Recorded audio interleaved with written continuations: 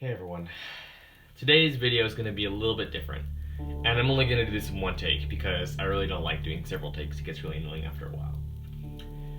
Elite Dangerous is an awesome game. A few days ago marked the day that I got this game 1 year ago. So today, I'll be telling my story of how I became a Xeno Hunter and how I became Dr. Anwid. I picked this game up when it was gifted to me by my best friend. I immediately got Horizons because we wanted to fly together. I flew around in his Vulture with him and giving call-outs to what kind of ships were in the area and when we were bounty hunting. We didn't make much money bounty hunting, but we got enough so that I could do some small trading missions and meet up with him in the system Tillian. Not sure why we were there, but we were. I started bounty hunting there alongside him, and we had a fantastic time. It was some of my favorite times of Elite. I eventually got a Vulture just like him, probably my favorite ship, and about a month later he upgraded to a dropship, and I invited my other friend to join in the fun as well, who you may know is General BLT. With our new ships and semi-capable flying, we dominated Haz Rez. It was really fun. At this point, we had enough money to buy ourselves General and I Federal assault ships due to the rank restriction lift after one of the Federation CGs. After this time, I took part in the bounty hunting part of the Simbad community goal. I was astounded by the beauty of the new Tari system and decided to stay there because, Tillian was a pretty average system. I met some really talented players with some awesome ships that taught me a lot of new tactics. Like I went bounty hunting in the Haz Rez with quite a few commanders. In March, I decided to officially join the Simbad regime Discord, which I can safely say is the best decision I have made ever in Elite Dangerous. I met tons of new people who helped me learn, and I hung out with a lot of them. They're really great people. The members of Simbad showed me the ways to profit more in Elite, which led me to get my first Anaconda, which I promptly died in, but who doesn't? The months passed by, I bought more ships and got a Federal Corvette, my quote-unquote dream ship. Soon, however, I became really tired of bounty hunting and decided to expand my combat efforts.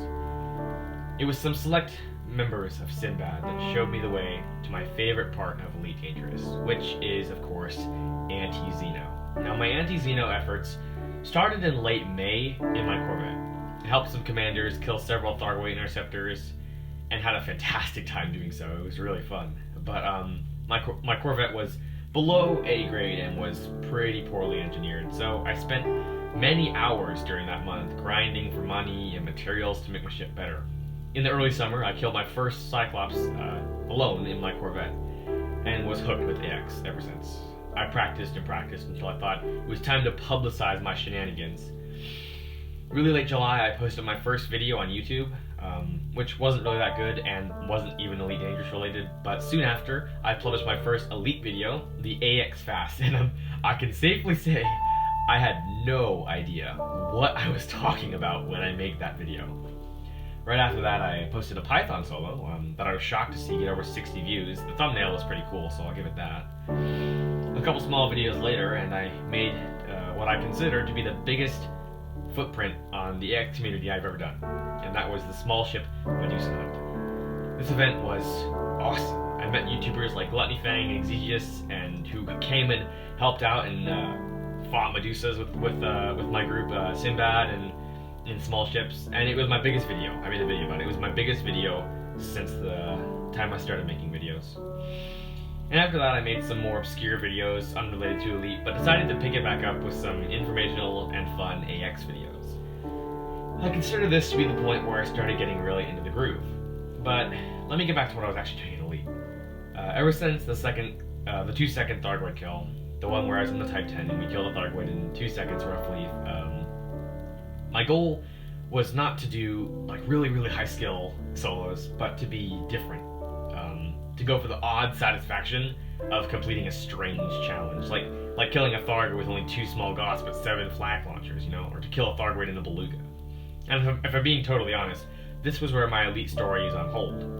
I haven't really gained any more money or gone anywhere new, and at the moment, I'm okay with that. My shenanigans have made my YouTube channel expand pretty well, and I've gotten to meet some amazing people like Obsidian Ant and obviously Gluttony Fang and Exegeus and so many amazing people. Ultimately, I've made the most that I can out of this just one part of the game, being Antizino, and that for me is special. So now that it's been a full year since I was flying around doing $25,000 trade missions in an adder, here's my very short review of Elite Dangerous. Probably the most important thing to Elite is the sense that you can choose whatever you want to do and make the most out of it. If you have fun with the community, then go bounty hunting with your friends or do trade missions with your group, it's just awesome. But however, if you want to see the galaxy and discover new things, then go for it.